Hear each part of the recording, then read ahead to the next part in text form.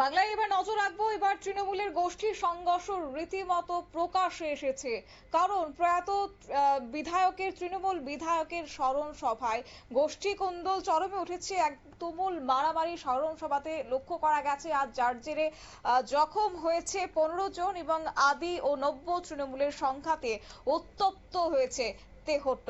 যাব বিস্তারিত, আমাদের সঙ্গে যুক্ত হয়ে গেছে প্রতিনিধি সৌম মুখার্জি। সৌম, নদিয়ার তেহট্টের এই ঘটনায় এখনো পর্যন্ত কি জানতে পারছো? দেখো, যেটা জানা যাচ্ছে যে গত 14ই মে তেহট্টের নদিয়ার তেহট্ট বিধানসভার তৃণমূল কংগ্রেস বিধায়ক তাপস সাহার মৃত্যু হয়। তারপরে বিভিন্ন জায়গায় তার সম্পর্কে স্মরণ সভার আয়োজন করা হচ্ছিল।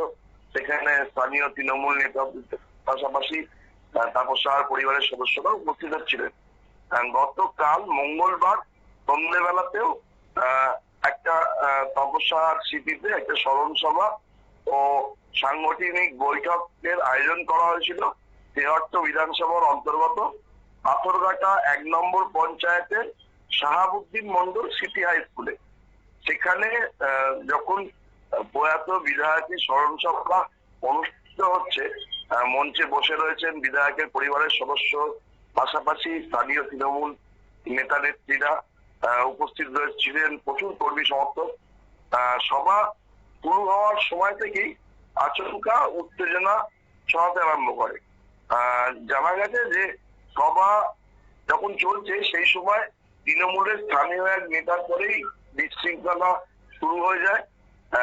দুই গোষ্ঠীর মধ্যে তুমুল মারামারি লেগে যায়।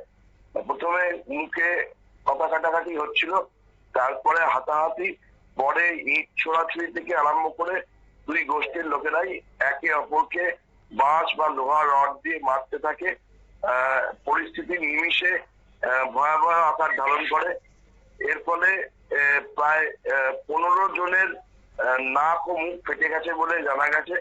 তাদের মধ্যে গুরুতর জখম অবস্থায় স্থানীয় তেহট্ট মহকুমা হাসপাতালে 8 জনকে নিয়ে গিয়ে ভর্তি করা হয়। পরে সেখানে তাদের অবস্থার অবনতি হতে কৃষ্ণনগর শক্তিনগর জেলা হাসপাতালে স্থানান্তরিত করা হচ্ছে। সেখানে তাদের চিকিৎসা চলছে বলে জানা গেছে। আর এদিকে আহত এক তৃণমূল কর্মী পরিষ্কার বলছে যে পঞ্চায়েত ভোটের সময় বিরোধী যে সমস্ত দলে ছিল, যে সমস্ত লোকেরা, সেই সমস্ত লোকেরা বর্তমানে বিধানসভা নির্বাচনের আগে দলে আসছে।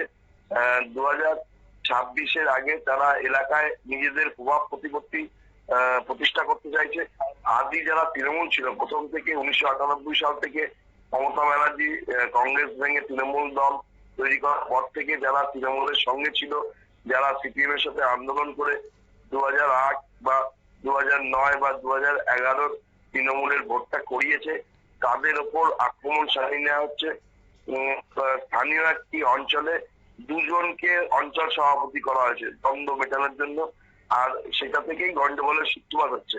আর সেই গন্ডগোলেরই আঁচ এসে পড়ে তেহট্টের তৃণমূল বিধায়ক তাপস সাহার স্মরণ সভায়। সাংগঠনিক বৈঠক যখন হচ্ছিল সেই সময় স্থানীয় এক তৃণমূল নেতার কিছু বক্তব্যে এক পক্ষের লোকজন খেপে যায়, তাতেই মারামারি শুরু হয়।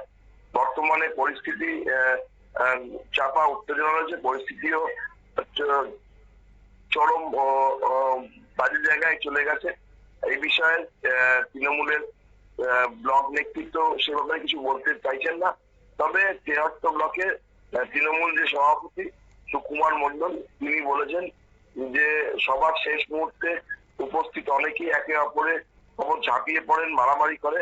আমরা বলছি যে যারা এই কাজ করেছে তারা খারাপ করেছে, তাদের চিহ্নিত করার চেষ্টা হচ্ছে। দল কোনোভাবেই এই ধরনের গন্ডগোলকে সমর্থন করে না। দোষীদের উপযুক্ত শাস্তি দেওয়া হবে। তবে বিরোধীরা এটা নিয়ে কটাক্ষ করছে।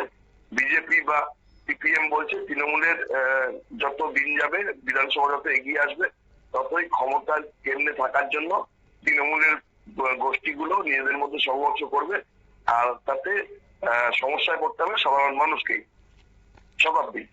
একেবারেই। তবে এই গোষ্ঠী সংঘর্ষের যে ছবি ধরা পড়েছে, বিশেষ করে বাংলার জেলায় জেলায় প্রায়শই এই অভিযোগ উঠে আসে গোষ্ঠীদ্বন্দ্বের। সেটা রাজনৈতিক ক্ষেত্রে একটা স্বাভাবিক চিহ্নই বলা চলে। তবে এই যে আজকে একজন প্রয়াত বিধায়কের স্মরণ সভাতে এই রকম একটা হাতাহাতির ঘটনা ঘটে গেছে, সেটা কি শাসক দলের জন্য লজ্জার নয়? এবং পাশাপাশি আজকের এই ঘটনার পর কাউকে কি এখনো পর্যন্ত গ্রেপ্তার কিংবা আটক করা হয়েছে? পুলিশের পক্ষ থেকে কি কোনো রকমের ব্যবস্থা নেওয়া হয়েছে? পাশাপাশি দল এখন কি ভাবছে এই যারা আজকের এই ঘটনা সংঘটিত করেছে? দলের তরফ থেকে ব্যাপারটা প্রথমে ধামাচাপা দেওয়ার চেষ্টা হয়েছিল, কিন্তু যখনই সোশ্যাল মিডিয়া বা স্থানীয় কিছু সংবাদ মাধ্যমের প্রতিনিধির মাধ্যমে খবরটি ছড়িয়ে পড়ে, তারপর থেকেই তৃণমূল দলের পক্ষ থেকে যারা এই ঘটনায় দোষী সাব্যস্ত বলে মনে করা হচ্ছে তাদের সঙ্গে সংস্পর্শ ত্যাগ করার চেষ্টা করা হচ্ছে। স্থানীয় নেতৃত্ব, জানা গেছে যে স্থানীয় নেতৃত্ব থানা, লোকাল থানার আধিকারিকদের পরিষ্কারভাবে বলে দিয়েছেন যে যারা এই গন্ডগোলের সঙ্গে জড়িত ছিল তাদেরকে প্রত্যেককেই যেন গ্রেপ্তার করে আইন অনুযায়ী ব্যবস্থা নেওয়া হয়। তবে এইসব করেও তৃণমূলের যে গোষ্ঠী কন্দলের ঘটনা চাপা দেওয়া যাচ্ছে না, বিরোধীরা কটাক্ষ করতে ছাড়ছেন না। তারা পরিষ্কার বলছেন যে তৃণমূলের অভ্যন্তরের ঘটনাগুলোই এই ধরনের গোষ্ঠী কন্দলের মধ্যে দিয়ে বেরিয়ে আসে। সেখানে ক্ষমতার কেন্দ্রে থাকার জন্য এক নেতা অপর নেতাকে সবসময় দমিয়ে চলতে চায়। এই ধরনের ঘটনা তারই ফলাফল। আর বিধায়কের স্মরণ সভা নয়, যে কোনো ধরনের ঘটনার ক্ষেত্রেই তৃণমূলের লোকজন নিজেদের স্বার্থে গোষ্ঠী সংঘর্ষ করতেও পিছু হয় না। তথাপি একেবারে ধন্যবাদ। আপনারা শুনলেন, অর্থাৎ এই ভোট যত এগিয়ে যাচ্ছে ততই যেন কোন্দল কাটায় অস্বস্তি বাড়ছে রীতিমতো শাসক দলের অন্দরে। এবং আজকে প্রয়াত বিধায়কের স্মরণ সভাতেও একই ছবি, গোষ্ঠী সংঘর্ষ লক্ষ্য করা গেছে। তৃণমূলের দুপক্ষের মধ্যে বচসা, ব্যাপক হাতাহাতি, শেষ বেলাতে দেদার ইট বৃষ্টি শুরু হয়েছে। তবে হ্যাঁ, এলাকার বিধায়কের স্মরণ সভায় স্মরণীয় হয়ে থাকলো এইভাবেই ব্যাপক উত্তেজনার মধ্য দিয়ে তেহট্টতে এই চাপানোত্তর একটা পরিস্থিতি এখন রয়েছে। গোটা রাজনৈতিক মহল কিন্তু এখন শাসক দলের একটা যে লজ্জার বিষয় সেটাই এখন মনে করছে।